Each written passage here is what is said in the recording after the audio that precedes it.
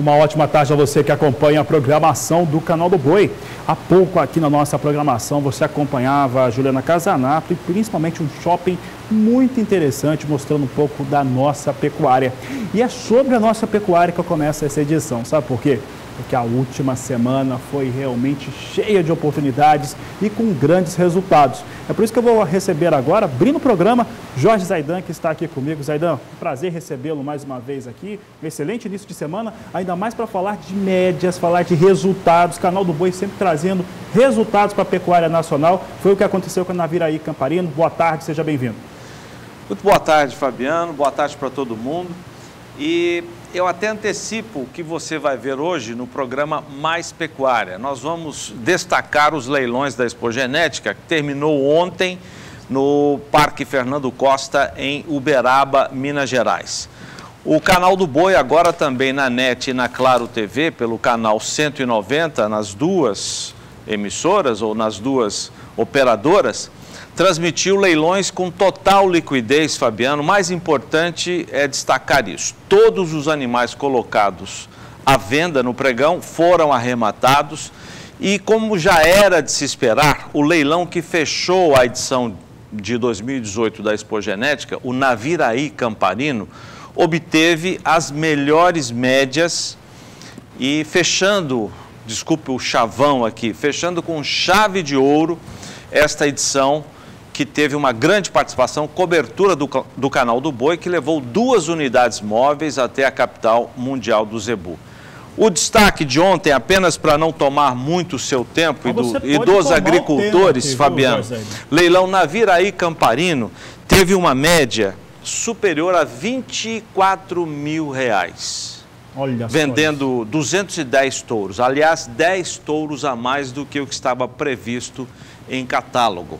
E nós tivemos, por exemplo, a venda de 50% de 2 reprodutores, um da Naviraí e um da Fazenda Camparino. 50% com parcelas superiores a R$10 mil cada um desses leilões. Foram 30 parcelas, portanto, animais comercializados perto de R$600 mil. As duas fazendas, as duas empresas que investem em melhoramento genético, e o resultado, o retorno financeiro está aí com esses leilões, tiveram ontem, nesses 2 eventos, médias superiores a R$10 mil. A gente vai mostrar os animais, os destaques. Importante, Fabiano, o comprador do leilão da Naviraí foi um condomínio da Costa Rica. O animal vai ficar no Brasil, aliás, já está contratado por uma central de genética, de inseminação, e esse leilão, esse touro, melhor dizendo, ontem mesmo, após a venda dele, já teve, deixa eu ver quanto, 10 mil doses comercializadas. Olha só, isso é demanda. Para você ter uma ideia do que significa isso. A Camparino também vendeu esse touro de 50%, com média superior a 10 mil, para um condomínio da Bolívia. O animal também vai ficar no Brasil, numa central de coleta. Enfim, são destaques que a gente faz questão de mostrar hoje no programa Mais Pecuária, antecipando para você aqui. Obrigado, Zaidan. Vou ficar um pouco mais com o Jorge aqui. Sabe por quê, Zaidan? Porque isso mostra, primeiro, que o alcance que o Canal do Boi tem, claro que as marcas, Naviraí Camparino, a Expogenética, toda a força que tem para mostrar essa qualidade para todo o mundo. Mas a América Latina vindo investindo na pecuária brasileira, da Bolívia, da Costa Rica, só mostra que realmente rentabilidade aqui é garantida, Zaidan. Você tem que investir em bons programas de melhoramento genético, ter tradição, como é o caso da Camparino e também na Naviraí, e isso tudo acaba tendo um retorno. E a gente quer mostrar exatamente isso. Queremos destacar que quem investe, não foram só Naviraí e Camparino, mas todos aqueles que comercializaram seus animais na Expogenética, quem investe em programas de seleção, de avaliação, de melhoramento genético, tem o seu retorno. Tá certo, Jorge. Obrigado pela sua participação mais uma vez aqui no Agricultura BR. Mais Pecuária começa às 17h55 no horário de Brasília. Encerra a 3ª edição do Agricultura BR. Você tem o Agromotor e depois Mais Pecuária para você com Jorge Zaidan, com a Renata Ferreira também. Claro, vou falar de um assunto agora que o Zaidan também está acompanhando muito, que é a lei do tabelamento de fretes. Isso porque hoje, a partir das 14 horas, o Supremo Tribunal Federal vai analisar a Lei 13.703/2018. Essa é a lei que trata do assunto tabelamento de fretes. Algumas discussões serão tomadas e o Supremo vai receber aos representantes, tanto do setor de transporte, trabalhadores, vai ouvir o entendimento de várias pessoas. Quem vai gestar sobre esse papel será o ministro Luiz Fux. Mas para falar um pouco mais a respeito deste assunto, eu vou conversar agora com Walter Pulga Júnior, estava aqui conosco, acompanhou conversar com o Zaidan também, né, Pulga, mostrando os resultados desse final de semana do Canal do Boi, mas semana começa muito movimentada porque tabelamento de fretes paralisou o crescimento no segundo trimestre do país nesse ano de 2018, essa paralisação dos caminhoneiros. Pulga, o que nós temos, o que pode vir a acontecer a partir de agora, que os resultados foram realmente muito ruins. Boa tarde. Boa tarde a você, boa tarde a todos. Há uma preocupação generalizada com o tabelamento do frete e, lógico, com o encarecimento do frete. Principalmente porque ele obriga ao pagamento também do retorno, né, do frete de retorno. Ou seja, o caminhão que sai de um ponto vai ao outro, normalmente procuraria uma outra carga. Agora, quem faz o transporte de ida se compromete a pagar também o transporte de volta. Agora, as entidades que se mobilizaram, né, contra, e aliás, manifestando aí, através da justiça, a sua intenção de provar que é inconstitucional, são várias ADIs, né, ações de inconstitucionalidade, elas foram ajuizadas por várias entidades. Pela Associação do Transporte Rodoviário do Brasil, a ATR Brasil, que representa empresas transportadoras, também pela Confederação Nacional de Indústria, pela Confederação de Agricultura e Pecuária do Brasil. Bom, essas entidades alegam que a tabela fere os princípios constitucionais da livre concorrência e da livre iniciativa, sendo uma interferência indevida do governo na atividade econômica. É isso que está em discussão no STF a partir de hoje. A audiência, como você falava agora há pouco, está marcada para as 14 horas na sala de sessões da primeira turma do STF. Serão ouvidos 2 oradores indicados pelos órgãos governamentais e por entidades de classe. Agora, alguns setores produtivos, vamos ressaltar isso, Fabiano, em especial do agronegócio, já avaliam alternativas para o transporte de suas cargas, como aluguel ou aquisição de frota própria. Eu vou citar aqui que o Grupo JBS, por exemplo, já adquiriu 360 caminhões para reforçar sua frota própria de veículos. E a Cargill, uma grande empresa do ramo do agronegócio, né, no ramo de grãos, né, sinalizou que vai fazer o mesmo, assim como os próprios produtores de grãos que pretendem adquirir caminhões para fazer o seu próprio transporte. A Associação de Usuários do Transporte de Carga, mesmo contra o tabelamento, é importante ressaltar, viu?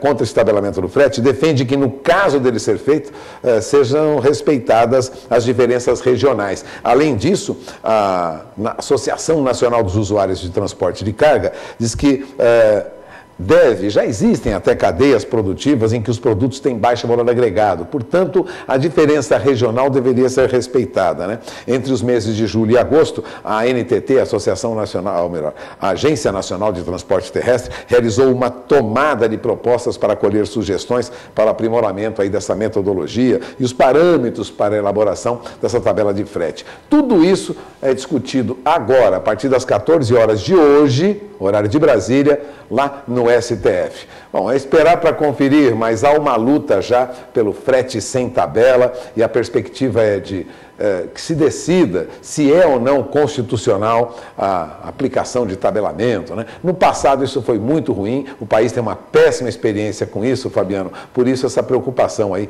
da CNA, da CNI, das entidades que agora tentam argumentar que é inconstitucional o tabelamento de frete, aliás, tabelamento de qualquer, né, produto ou serviço no país. É com você.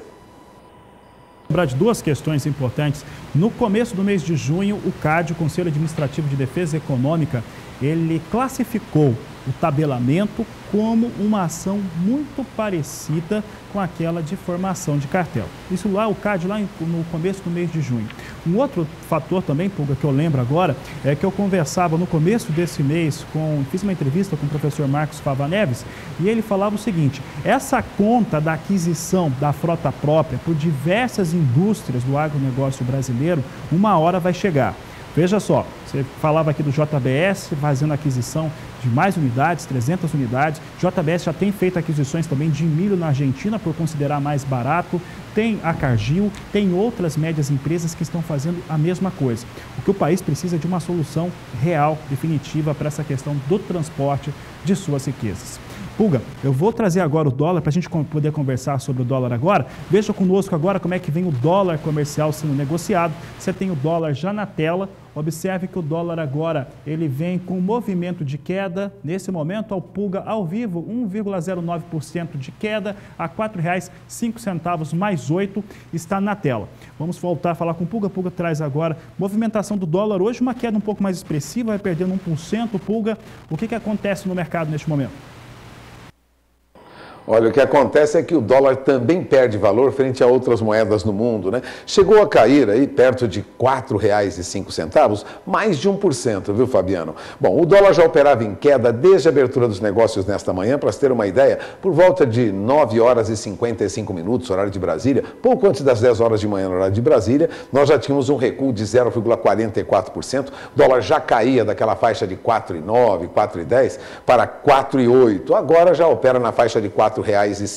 Bom, a moeda norte-americana cai diante de outras moedas, como eu disse, inclusive sobre o peso chileno, né, frente ao peso chileno, mas subia diante da lira turca, né, com a volta de preocupações com aí embate diplomático. Bom, o que ocorre é que há uma visão um pouco melhor no mercado hoje, em função de um acordo que pode ser fechado, vamos dizer assim, lá na América do Norte. O NAFTA, aquele acordo que envolve os 3 países, Estados Unidos, Canadá e México, pode sair logo mais. É o que as agências de notícias destacam, né?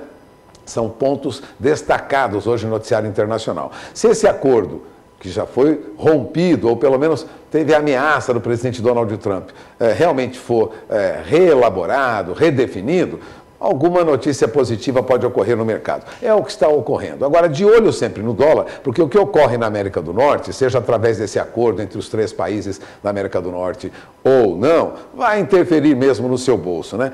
Uma reportagem do jornal Folha de São Paulo hoje pela manhã, por exemplo, destacava que com esse período de volatilidade aqui no Brasil, o dólar pode chegar até R$ 4,50, dependendo do que ocorra lá fora. Portanto, somando a oscilação causada pela movimentação em função das eleições, né? Mais um quadro desfavorável fora do país, poderia levar o dólar até a R$ 4,50. Mas, por isso, é importante ressaltar um olho aqui dentro e um olho lá fora. É a postura recomendada para investidor que deseja minimizar algum risco no mercado nessa volatilidade pré-eleitoral. Quando falamos de investidor, investidor de mercado de câmbio. Mas quem trabalha no agronegócio está de olho mesmo no custo do dólar para importação de insumos, né? Bom, os cuidados dizem respeito ao câmbio são muito importantes porque profissionais do mercado veem muita incerteza política. O dólar deve atingir, nesse período eleitoral, se tudo correr bem fora do Brasil, a faixa de R$ 4,20. Não será surpresa para quem opera no mercado de câmbio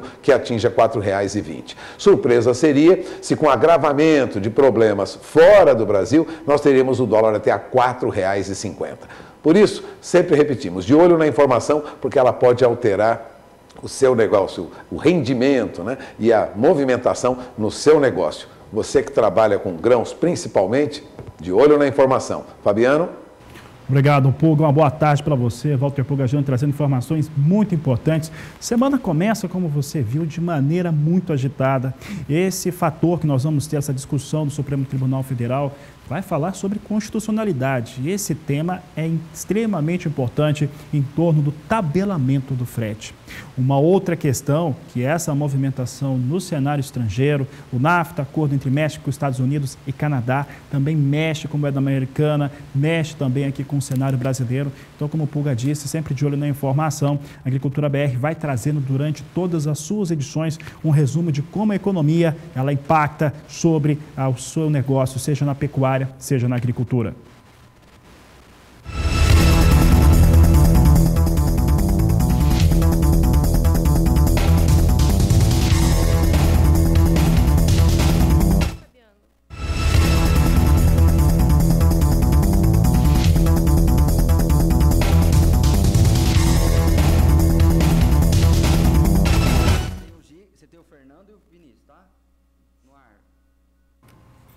E por aqui o Agricultura BR, que falava a respeito de tabelamento de frete, que falava a respeito dos efeitos que isso está tendo sobre a economia, vou ressaltar. Primeira informação que eu disse na edição de hoje é o seguinte: o Brasil não cresceu no segundo trimestre de 2018. Isso aconteceu porque houve aquela paralisação dos caminhoneiros, seguido de uma promessa de tabelamento de frete que para muitos é inconstitucional, feita pelo governo federal brasileiro. Tudo isso fez com que a nossa economia não crescesse e agora a expectativa que era de um crescimento anual de 3% no produto interno bruto cai para 1,5%. Fazendo um resumo, nós falávamos a respeito de grandes empresas do agronegócio que estão fazendo aquisição de frota própria. Ora, isso pode até acontecer, e se isso já está acontecendo, como JBS e Cargill estão fazendo essas aquisições. Entretanto, quem somos nós para falar que multinacionais como essas estão erradas? Estão tentando sair da mão, né, ou ficar tão à mercê dos trabalhadores que eventualmente podem fazer uma nova paralisação. Acontece que essa conta uma hora vai chegar, porque a aquisição desses bens, que aí são bens que acabam empatando o capital, ele vai vir de alguma forma para o consumidor, aumentando o processo inflacionário no país. Um outro fator é que os caminhoneiros continuam podendo fazer greve. É sempre importante lembrar disso, que as paralisações em rodovias vão continuar acontecendo, caso eles queiram. Agora, uma notícia que eu trago agora, que acaba aliviando um pouco desse cenário, é que o BNDES deve ampliar o investimento, o Banco Nacional de Desenvolvimento Econômico e Social, BNDES, deve ampliar os investimentos em ferrovia. Isso sim, é uma mudança real no padrão do comportamento aqui do Brasil, dos investimentos. Pode ter um singelo, um forte crescimento, melhor dizer, em relação ao que estava sendo feito. Vamos ver como é que ficam as ferrovias em relação aos investimentos. Via BNDES, o destaque de agora da Agricultura BR, passa de 9 bilhões de reais para 19 bilhões de reais, foi o que informou o BNDES através de uma agenda de amplo desenvolvimento do setor. De acordo com o BNDES, os principais eixos de projetos são a adoção de linhas de extensão curta, devolução de trechos que são pouco utilizados para o governo, promova uma relicitação de desenvolvimento de novas parcerias público e privada. Essa é a situação que nós temos. Isso muda o país, né? Você ter investimentos mais claros, mais robustos nos modais de transporte, como a ferrovia e como a hidrovia. O Brasil é cheio de rios. Isso sim muda os cenários de um país. Falo agora a respeito de um outro tema, agora tratando um pouco a respeito do cenário internacional e de algo que aconteceu lá na China, mas que pode trazer resultados muito positivos aqui no Brasil. Isso porque a peste suína que atingiu as áreas de produção chinesa dos animais, acabou sendo mais profunda do que aquela que se esperava. Essa peste suína pode trazer algum tipo de situação um pouco mais aceitável aqui para o Brasil, principalmente para a exportação de carnes.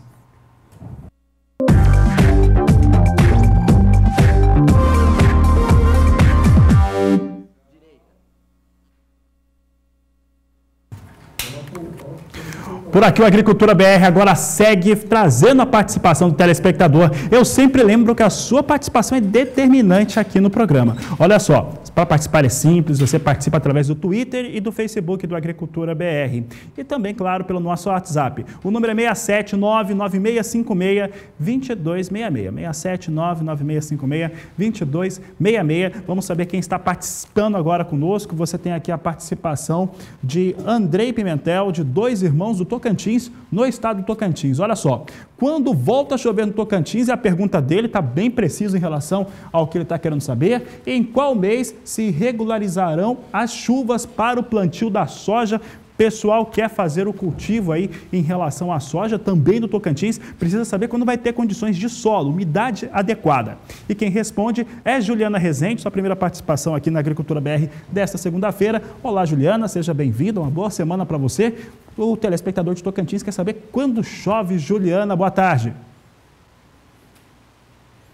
Boa tarde, Fabiano. Boa tarde a todos que nos assistem. Olha, pois é, no Tocantins agora é normal esse tempo mais seco, falta de chuvas, baixa disponibilidade hídrica do solo e principalmente nas áreas do Tocantins é normal, né, que essa chuva siga muito escassa nesta época do ano. Ao longo dos próximos períodos, tendência então de tempo mais seco ainda agosto e setembro também. Isso porque as chuvas na parte central do país devem voltar a se regularizar em meados de setembro, considerando o sudeste e centro-oeste, mas na região do Tocantins, essa tendência de regularização das chuvas somente deve acontecer a partir de outubro. Isso porque em setembro podemos voltar a ter alguns episódios de chuva no Tocantins, as frentes frias até conseguem avançar por algum momento, voltar a espalhar chuva pela região central brasileira, mas não vai ser aquela chuva regular, ou seja, para garantir já essa fase inicial de plantio da soja no estado do Tocantins. Então, por isso, o mês de setembro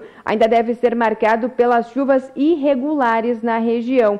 E é somente a partir de outubro que as pancadas podem voltar a acontecer de forma mais regular, principalmente a partir da segunda quinzena do mês de outubro, onde voltamos a ter episódios de chuvas mais frequentes e duradouros na região do Tocantins. Então, até pelo menos a primeira quinzena de outubro, as chuvas vão seguir ainda muito irregulares na maior parte do Tocantins. O cenário mais satisfatório para o início do plantio das lavouras de soja no estado do Tocantins é principalmente a partir da segunda quinzena do mês de outubro, quando as chuvas voltam a se tornar mais regulares e frequentes, trazendo bons episódios de chuva para a região e também conseguindo aumentar as condições de umidade do solo no estado do Tocantins. Daqui a pouco eu volto com mais previsão do tempo.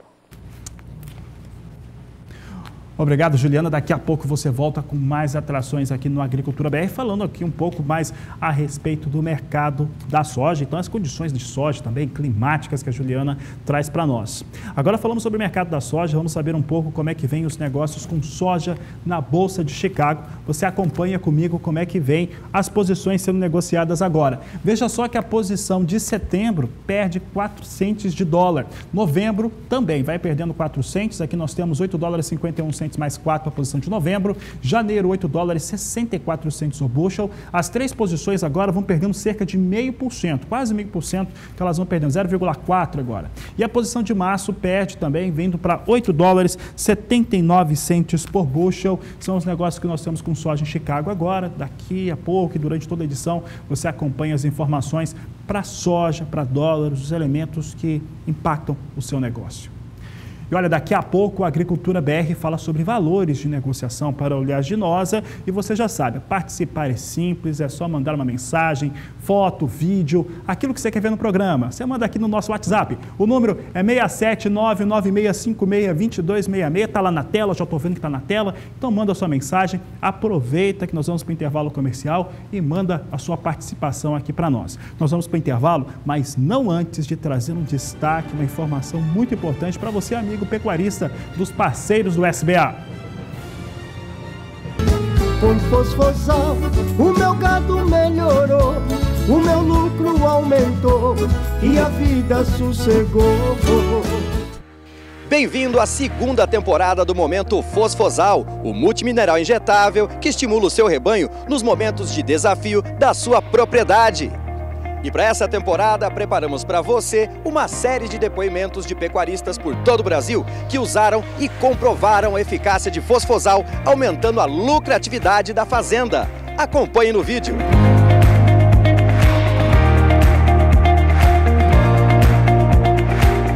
A gente faz na entrada do confinamento e também alguns bois que refugam coxo, que a gente vê que necessita, a gente tira para fora e faz novamente, faz outra dosagem. A gente vem vendo que os bois que foram usados, o ganho de peso é bem melhor, diminuiu o refúgio de coxo e vem tendo um desempenho bem melhor com o uso do fosfossal.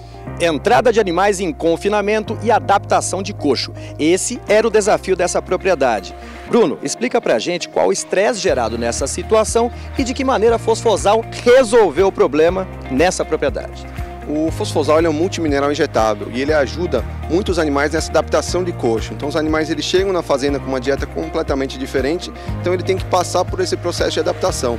O Fosfosal ele repõe os minerais nesse momento crítico de adaptação, que é o início da entrada dos animais, ajudando na performance do animal por todo o período de confinamento. Então animais com Fosfosal acabam entregando mais peso no final. Obrigado! Aumente o score corporal do seu rebanho também. Peça agora Fosfosal. Ligue 0800 847 2222. Fosfosal, uma injeção de peso. Fosfosal, uma injeção de peso.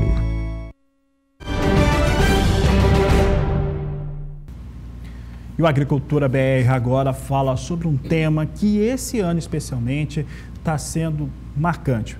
Isso porque a participação da mulher no agronegócio é cada vez mais evidente e você vai acompanhar um pouco disso agora na entrevista do Agricultura BR.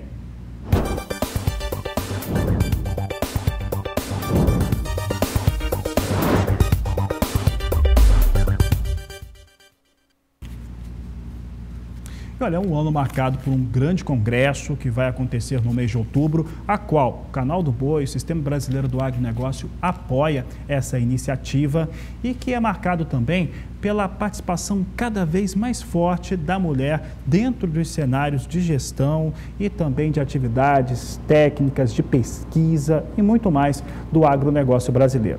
Para falar um pouco a respeito deste assunto, eu recebo agora nos nossos estúdios a Márcia Tezian, ela que é engenheira agrônoma da Bayer, e vai falar um pouco a respeito das atividades dela, do trabalho dela e essa participação da mulher do agronegócio. Márcia, um prazer tê-la aqui mais uma vez nos nossos estúdios.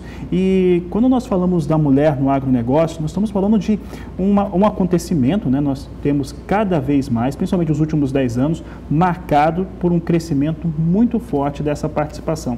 Como que você avalia, Márcia, a participação sua, das demais mulheres no cenário do agronegócio? Boa tarde. Boa tarde. Muito prazer também estar aqui com vocês. E eu vejo que a participação da mulher no agro tem uma crescente. Eu me formei em 2000, tenho 18 anos já, não precisa fazer a conta da idade, mas nesses 18 anos a gente observa um crescimento muito grande da participação das mulheres no agronegócio. Realmente tem mais mulheres participando nas propriedades, tem mais mulheres na gestão de empresas, então tem muito mais mulheres realmente participando do agronegócio no Brasil.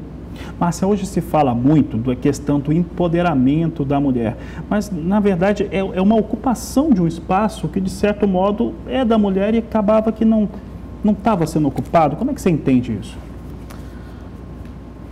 Eu acredito que no passado era se dado uma diferenciação entre homens e mulheres. Realmente eu acredito que no passado tinha essa diferença entre gêneros e a gente está em busca de uma igualdade de gêneros, tanto nessa área agro, que era uma área que no passado tinha-se muito mais homens que hoje, mas com o objetivo realmente de competência. Se a mulher tem competência para assumir aquela função, independente de qual gênero seja, tem que assumir, não pode ter...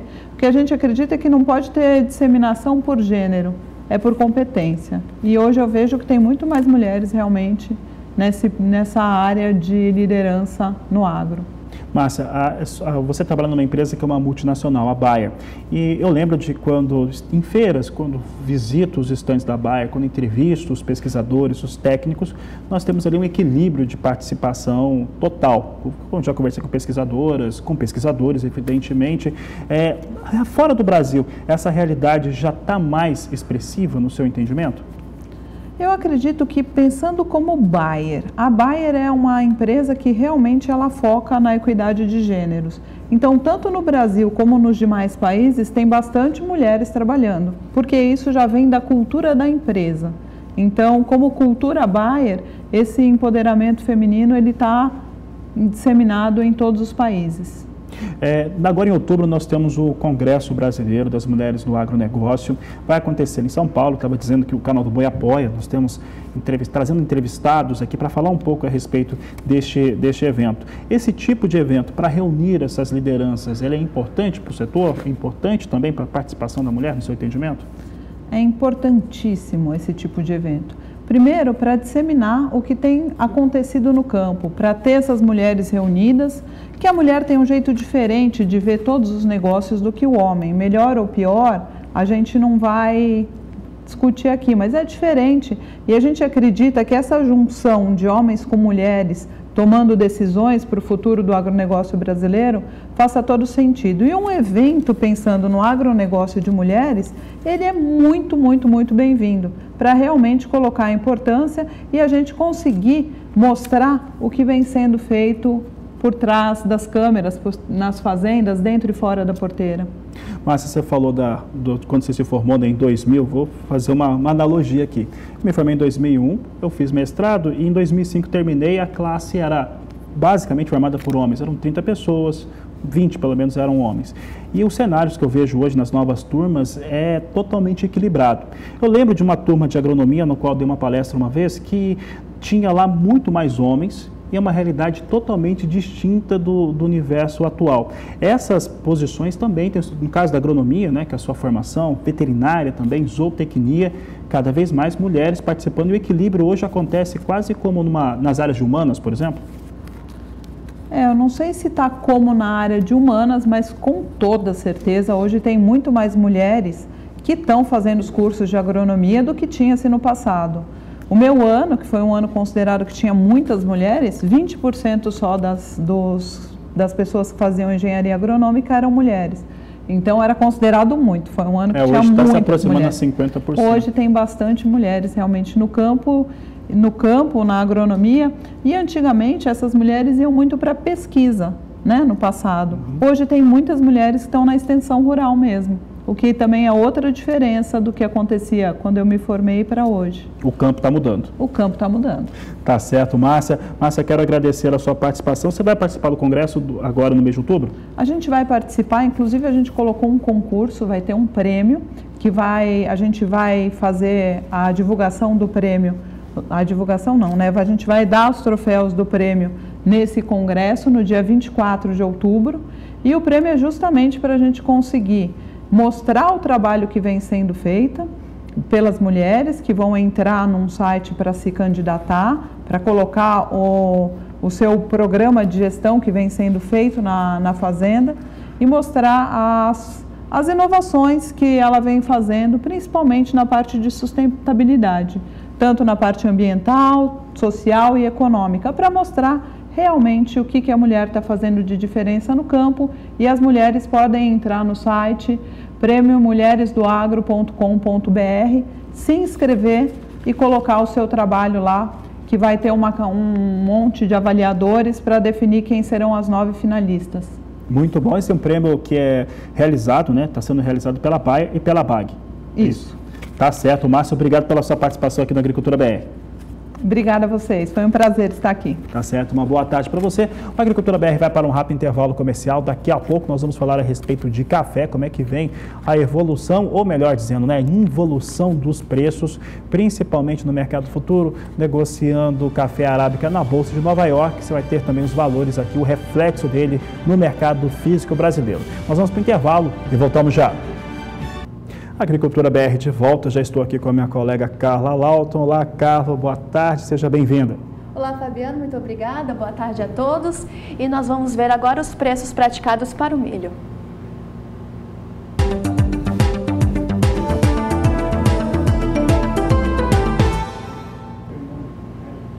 Vamos conferir agora os preços praticados para o milho em Lucas do Rio Verde, em Mato Grosso. Vamos ver. Os preços praticados para o milho em Lucas do Rio Verde, em Mato Grosso, estiveram em estabilidade nos últimos 6 dias. Como você pode ver no seu gráfico, no último dia 21, o preço para a saca de 60 quilos do milho estava sendo negociado a R$ 22,20.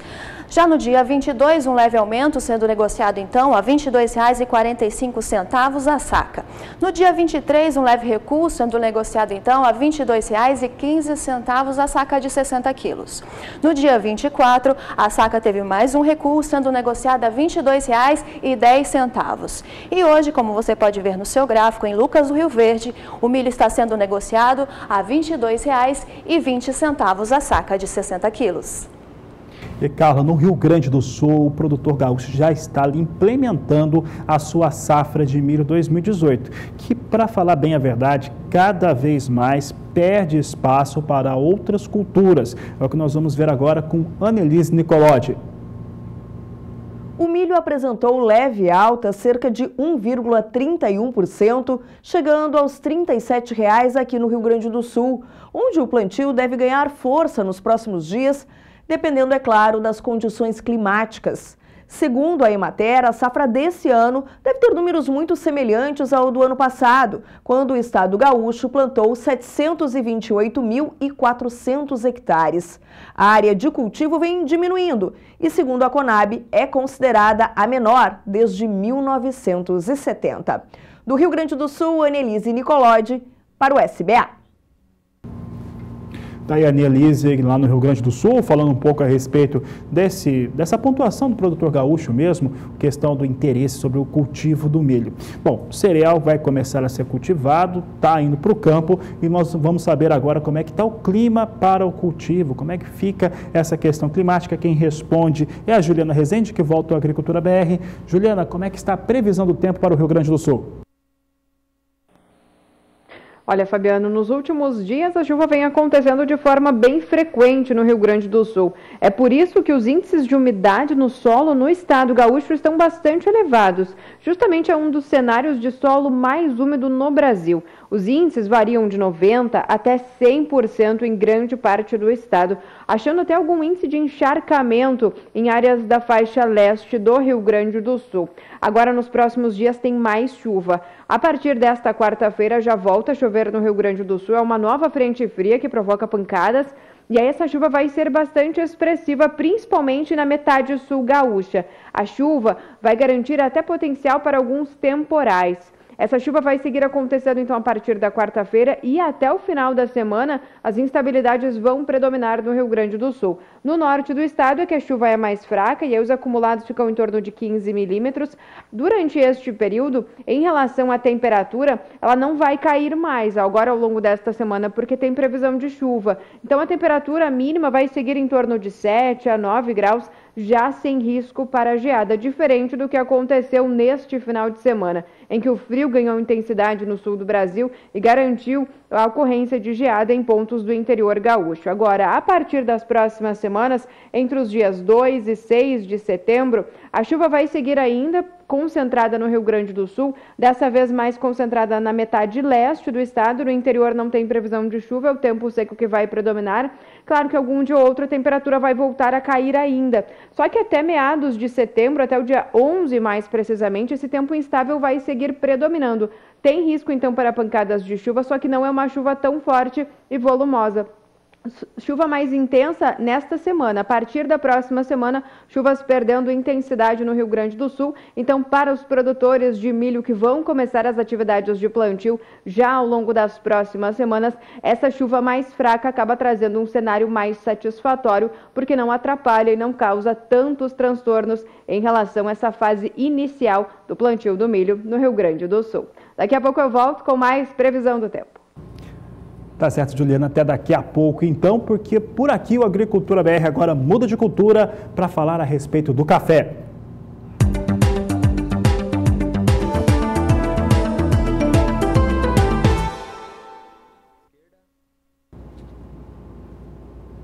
Cenário para o café continua bastante complexo, isso porque as pressões internacionais sobre o valor negociado na Bolsa de Nova York seguem, não muda nada aquelas situações que nós temos trazido aqui na Agricultura BR, e com a alta do dólar ou a disparada, seja por motivo interno, por causa das eleições no Brasil, ou ainda o que vem sendo, tem as ocorrências do cenário internacional, principalmente por conta dos Estados Unidos, com o dólar subindo ou às vezes caindo, não tem trazido um cenário diferente. Continua quando o dólar sobe, traz faturamento para o mercado físico brasileiro, muito pelo contrário, acaba tendo maior pressão ainda em Nova York. Vamos saber como é que vem os negócios hoje. Hoje nós temos as posições com um ligeiro ganho, todas as 4 posições de mais curto prazo, operando acima do piso de $1. Você tem aqui a posição de setembro, $1,02 a libra peso, dezembro $1,06 mais 55 por libra peso, março $1,09 mais 85 e maio $1,12 mais 25 por libra peso. As 4 posições de mais curto prazo vão ganhando entre 1,5 cento de dólar até 2 centos de dólar. Lembrando que a última semana teve o registro do valor mais baixo para o café negociado em Nova York dos últimos 12 anos. E você vai conferir agora os preços praticados para a saca de 60 quilos do café arábica em Minas Gerais. Na última semana, o café arábica apresentou uma variação positiva de 2,88%. Vamos ver os preços praticados então para a saca de 60 quilos do café arábica tipo 6, bebida dura, moagem 18,19 em Minas Gerais. No dia 20, a saca de 60 quilos do café estava sendo negociada a R$ 405. No dia 21, leve recuo, sendo negociada então a R$ 400 a saca. No dia 22, teve uma variação melhor aí de R$ 400,03 a saca, que se manteve até o dia 23. No dia 24, voltou a subir, sendo negociada a R$ 408. E hoje, segunda-feira, a saca de 60 quilos do café arábica em Minas Gerais está sendo negociada a R$ 417. Uma variação, então, positiva em 2,88%.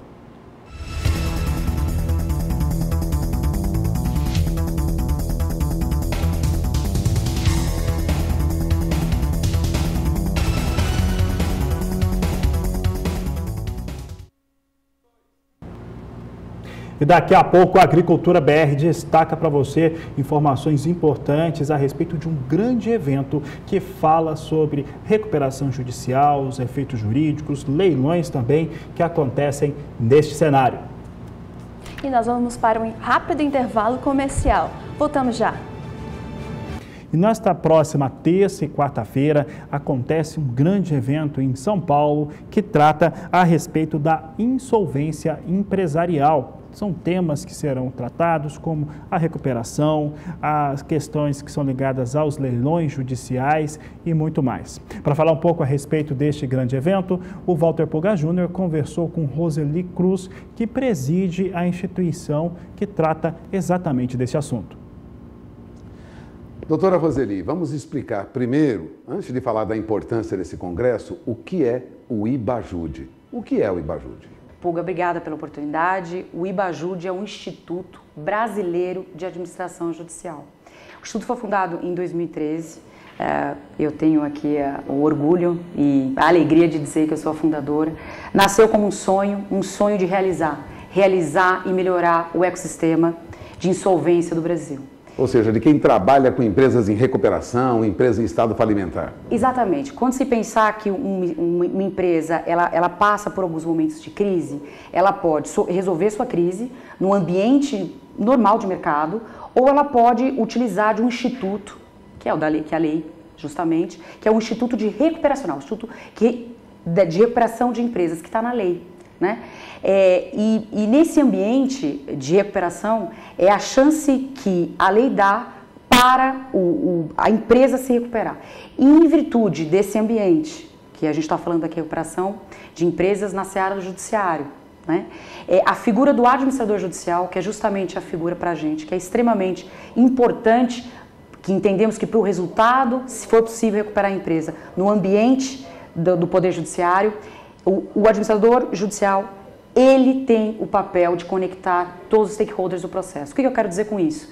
Todos os agentes desse processo Leia-se, a empresa recuperando e seus advogados, os credores e seus advogados, o juiz que nomeia o administrador judicial, o Ministério Público, todos com distintos e conflitantes, muitas vezes, interesses, do ponto de vista especialmente da empresa que quer recuperar, que tem o seu passivo, e dos credores que tem que receber. Nessa seara, né, nessa importância de tentar realmente efetivar a recuperação, se for possível, desta empresa, é que nasceu o IBAJUD, no sentido de que tenhamos realmente, formemos mais administradores judiciais com um papel, com um viés específico, multidisciplinar. Muitas vezes ele é uma empresa, né? Tem a figura do administrador, mas ele é composto por uma empresa com diferentes atribuições e formações, inclusive, econômicas, de administração, de gestão, contabilidade, jurídica, para realmente apoiar e intermediar e gerir esse processo. Então, esse instituto acredita, o nosso instituto acredita que se tivermos melhores administradores judiciais, nesse sentido que eu acabei de dizer, nós provavelmente teremos um resultado muito melhor. Resultado este que é justamente a recuperação, a viabilidade e recuperação desta empresa. Melhorando a eficiência no caso de recuperação judicial e de falência. Exatamente, melhorando a eficiência, interagindo com esses agentes, no sentido de que, se pensarmos, Pulga, alguém deve, tem alguém devendo, que seria essa empresa que entrou e pediu a recuperação, com alguns credores que têm o seu crédito. É uma grande negociação. Se pensar a figura do administrador, respeitada a lei, obviamente respeitados os requisitos da lei, aquilo que deve ser cumprido, ele é um grande intermediador, mas para isso ele precisa entender do quê? Como é o balanço, o que de fato é a empresa. Se você estiver falando do agro é uma coisa, se você estiver falando de uma usina é outra, a especificidade de cada área, ele buscar entender isso e trazer isso e ser um grande centro. É como se ele realmente recepcionasse todos os seus interesses e compusesse, obviamente, tentasse compor no sentido da efetividade do processo, quando isso é possível. Nem sempre é possível, e se isso não for possível, pode-se ter realmente aí a decretação, convolução e falência, que é justamente a empresa vai ser extinta e vai haver arrecadação dos ativos para partilhar, conforme a lei diz, na ordem que é estabelecida. Para tudo isso é preciso uma boa especialização, um conhecimento das diferentes áreas do empresariado. Isso. Eu agradeço novamente essa pergunta, porque, na verdade, o que se precisa se você pensar em relação a uma empresa que quer se recuperar, um ambiente recuperacional, você precisa de formação específica para todos. A gente está falando muito aqui da figura do administrador judicial, mas os juízes especializados, que tem se visto aqui, os juízes das varas especializadas, são os juízes que estão habituados com esse tipo de processo, com esse tipo de procedimento que a lei criou justamente visando a recuperação, que tem uma natureza, uma origem no direito empresarial. Ele é parte do direito empresarial. Então, o que a gente acredita é que com profissionais, com administradores judiciais, que têm essa formação multidisciplinar que eu acabei de dizer, com interação com o Poder Judiciário, com o juiz, que é um juiz de vara especializada, nós teremos um ambiente mais saudável e provavelmente os índices de recuperação das empresas viáveis serão muito melhores. E eu até gostaria de te dizer uma coisa muito interessante. O IBAJUD, que nasceu em 2013, já realizou algumas coisas interessantes. Nós tivemos congressos internacionais já, então nós tivemos congressos em que a gente começou a verificar a nossa posição, os nossos resultados em relação aos demais países, ou alguns países. E comparamos um pouco com os Estados Unidos, com a França e Inglaterra. E é muito interessante que, se nós olharmos o universo Brasil, nosso índice não é tão bom em relação à recuperação e efetividade e eficiência, como você mesmo disse. Mas nós compararmos com várias varas especializadas, o nosso índice é como o deles. Então, por isso essa profissionalização, e é para isso que o IBAJUD se apresenta. Ele se apresenta como melhorar realmente a formação desses AJs, que a gente já falou que o papel é essencial, como também todos os stakeholders e reciclagem desses profissionais.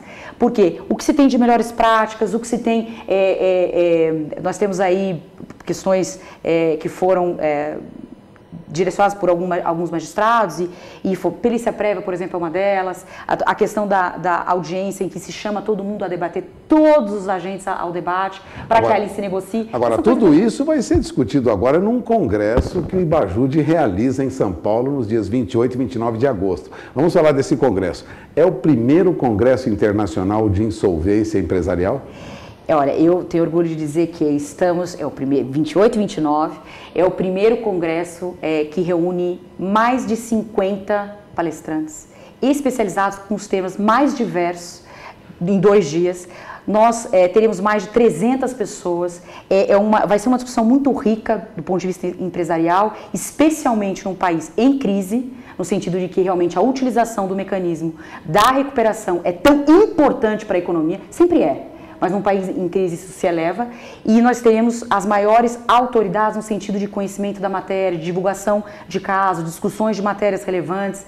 Então, eu realmente acredito que nós estamos no caminho certo para que tenhamos realmente um ecossistema melhor e o IBAJUD inserido e colaborando de uma forma muito altruísta, mas com muita realização. E eu aqui agradeço a todos, já desde já, os palestrantes que vão aí trocar experiência e compartilhar aquilo que tamanho conhecimento e alegria certamente terão para transmitir nesse congresso. Bom, então tome nota, primeiro Congresso Internacional de Insolvência Empresarial, que interessa não só a juízes, administradores judiciais, advogados das partes envolvidas em falência e recuperação de empresa, mas também para o empresário do agronegócio, aquele que está de olho no seu negócio, deve procurar sempre se atualizar e conhecer os mecanismos que existem na legislação e as possibilidades de avanço nas diferentes áreas do empresariado nacional, da economia nacional. Passamos o recado, doutora? Passamos o recado. Agradeço a presença da doutora Roseli Cruz aqui conosco, presidente do IBAJUD, Instituto Brasileiro de Administração Judicial, e vou repetir, tome nota, Congresso Internacional de Insolvência Empresarial, 28 e 29 de agosto, em São Paulo, no Maxud Plaza, a partir das 9 horas da manhã do dia 28. Tome nota. Obrigado, doutora. Muito obrigada. Voltamos ao programa.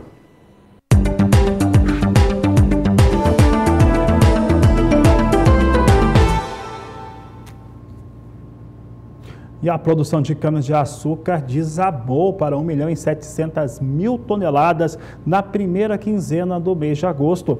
Quem trouxe essa informação, que mostra uma queda de mais de 45%, foi a Única. Vamos saber como é que vem o acumulado da safra, porque vem realmente com uma queda. Se você pegar e considerar aqui considerando o volume total, ele vem com 33.560.000 toneladas, uma queda de 26,1% para o processamento de cana-de-açúcar até a primeira quinzena desse ano de 2018. O volume ficou abaixo das expectativas de 36.890.000 toneladas, de acordo com a pesquisa da Global Pet, que trazia uma situação um pouco melhor. Acontece que realmente houve uma redução novamente, e isso aconteceu exatamente por conta do clima. Para falar um pouco a respeito deste assunto e como é que fica essa previsão do tempo pelas áreas do Centro-Sul, claro, também estou aqui com a Juliana Rezende mais uma vez. Juliana, mais uma vez o clima influenciando nas culturas. Cana-de-açúcar que tem sido mais impactada nas últimas semanas. Como é que fica a previsão do tempo para a região produtora? Olha, isso mesmo, Fabiano, é que principalmente em áreas produtoras de cana-de-açúcar, a chuva vem ficando cada vez mais escassa ao longo dos últimos períodos. Até voltou a chover em áreas do Sudeste, Centro-Oeste, como Mato Grosso do Sul, neste último final de semana, tanto que podemos ver uma umidade do solo um pouco mais elevada aqui do centro ao leste paulista, sul de Minas Gerais, Rio de Janeiro e até o sul do Mato Grosso do Sul. Foi o avanço de uma frente fria neste último final de semana que trouxe alguns episódios de chuva.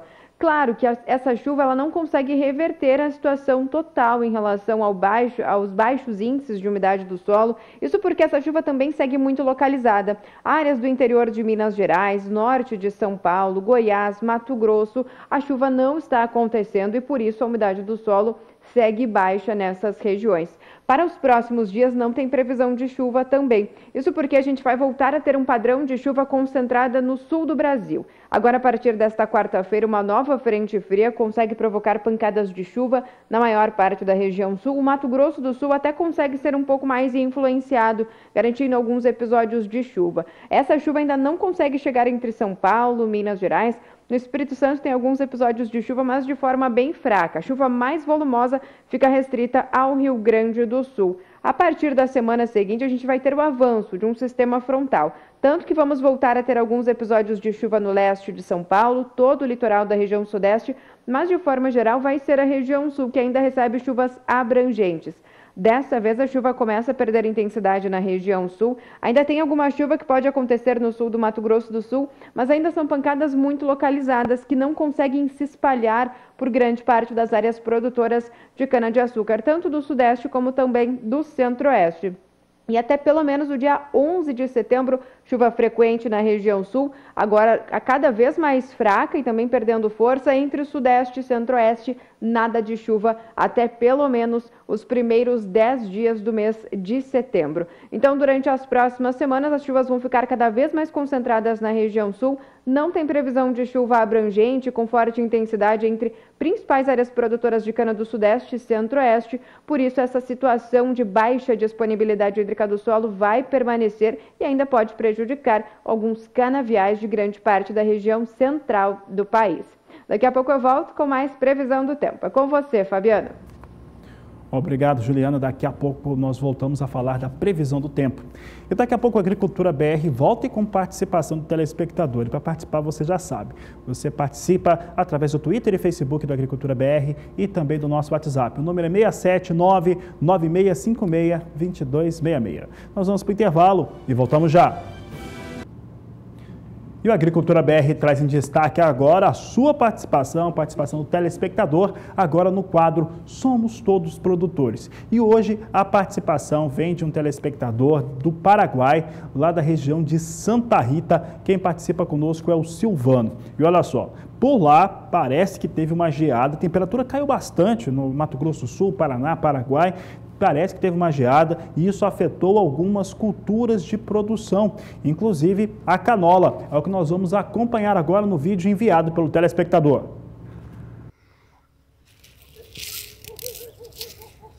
Será que deu geada? Congelou a canolinha.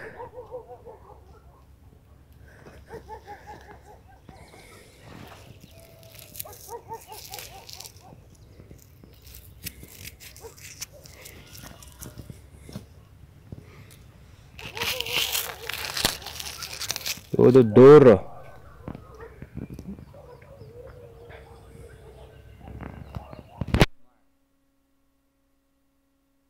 Isso realmente acontece. Eu quero sempre agradecer a participação de todos os nossos telespectadores que acompanham a Agricultura BR, seja por parabólica ou pela internet, em todos os outros países fora do Brasil. Claro que todo mundo está no Brasil, agradeço demais, mas principalmente esses telespectadores que nos acompanham fora do Brasil, no Paraguai, na Argentina, Uruguai também. Tem telespectadores na Colômbia e na Bolívia, principalmente. Paraguai e Bolívia são os países que mais entram em contato, que acompanham a nossa programação.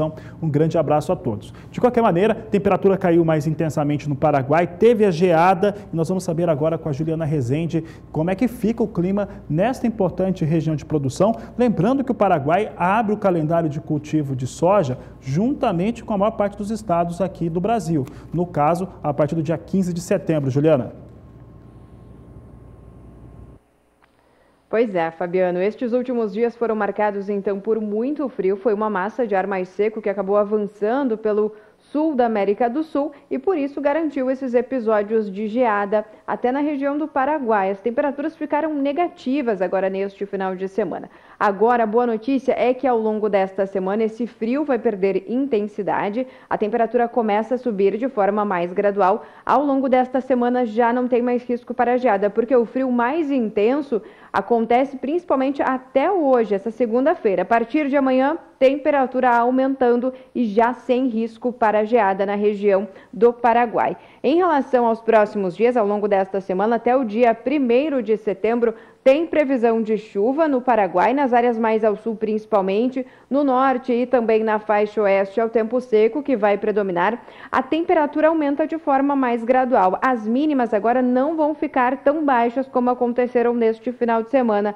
Mínimas em torno de 11 a 13 graus nas áreas mais ao sul do Paraguai e nas áreas mais ao norte, temperaturas um pouquinho mais elevadas. Só que acontece que ao longo do próximo final de semana, a temperatura vai voltar a cair na região. Conforme uma frente fria que avança, ela se afasta da região do sul da América do Sul, a temperatura volta a cair então a partir do final desta semana e aí sim a gente volta a ter aí algum risco para a formação de geadas. As temperaturas vão voltar a cair em torno de 3 a 4 graus, então a gente ainda não está descartando esse risco para a geada voltar a acontecer já no início da próxima semana. Claro que a gente segue monitorando, as temperaturas não vêm demonstrando uma queda tão acentuada, mas de forma geral a temperatura volta a cair na região do Paraguai a partir somente do próximo final de semana. E em relação à chuva, voltamos a ter alguns episódios de chuva intercalados com dias de tempo mais seco, mas de forma geral os próximos períodos vão ser ainda de pancadas de chuva que conseguem manter o solo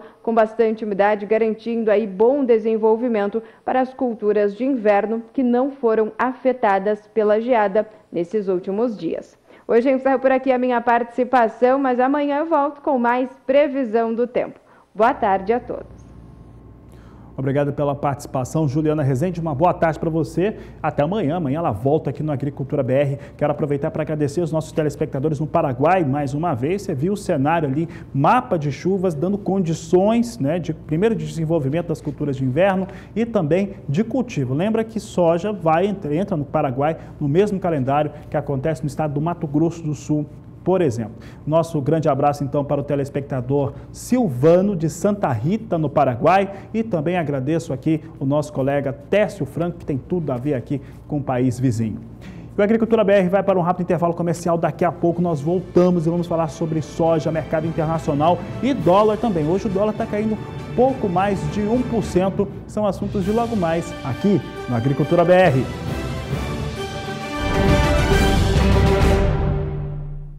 Chegou a força que vai impressionar o campo.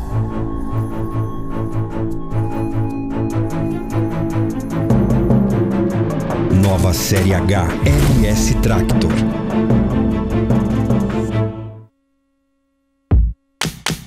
Pra trocar seu celular é muito fácil, é só baixar o aplicativo Troque, veio pra ficar.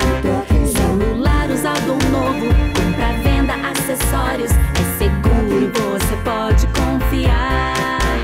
Troque seu celular. Troque aplicativo, é só baixar. Troque.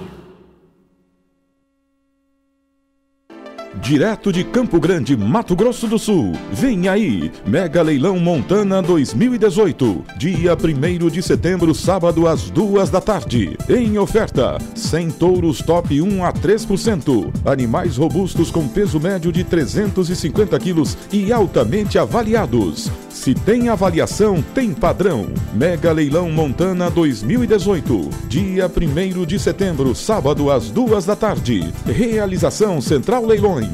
Transmissão Canal do Boi.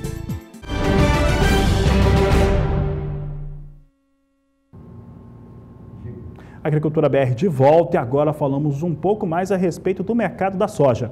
E vamos ver os preços praticados para a soja em Sorriso, no Mato Grosso, que teve durante essa semana uma queda de 2,06%. Vamos ver no gráfico como ficaram os preços praticados para a soja, a saca de 60 quilos. No último dia 20 de agosto, o preço da saca de 60 quilos da soja em Sorriso estava sendo negociada a R$ 73,00. Um leve aumento no dia 21, com a saca da soja sendo negociada a R$ 73,50. Mais um leve aumento aí no dia 22, sendo negociada então a R$ 73,75. A saca da soja teve uma queda no preço no dia 23, sendo negociada então a R$ 72,50. Voltou a cair no dia 24, sendo negociada a R$ 71,50. E que esse preço continua sendo praticado hoje, segunda-feira, R$ 71,50 a saca de 60 quilos da soja em Sorriso, no Mato Grosso. Muito bem, Carla. Vamos saber então como é que vem os negócios com a soja na Bolsa de Chicago. Hoje nós tínhamos um novo recuo para a soja, ia perdendo 0,4%, 0,3%. Eu estou aqui com soja na tela, a queda continua, agora ela já vai passando de 0,5% os negócios com soja em Chicago. Você vê aqui que a posição de setembro, $8,37 o bushel, e novembro vindo agora $8,50 mais 2 o bushel, vai sentindo bastante o peso do dólar mais elevado. Posição de janeiro, $8,63 o bushel, março de 2019, $8,77 o bushel. Aqui nós temos os negócios com soja na Bolsa norte-americana com nova queda, não tem nada que aponte para alguma resolução para o mercado internacional de soja, principalmente por conta do que vem acontecendo com Estados Unidos e China. Então, não tem novidade no mercado. Falo agora sobre dólar comercial no Brasil. O dólar vinha recuando mais de 1%, agora nós temos o dólar caindo ainda, mas essa queda ela é reduzida. Estava caindo mais de 1%, agora cai 0,68% a $4,07 mais 6. São os negócios com a moeda norte-americana aqui no Brasil, vindo com queda, mas uma queda agora menor. Essas são as últimas informações, Carla, portanto, dessa edição do Agricultura BR. E essa edição do Agricultura BR vai ficando por aqui. Nós voltamos logo mais às 5h30 da tarde, trazendo mais informações sobre o agronegócio nacional. Fique agora com o Mercado Futuro.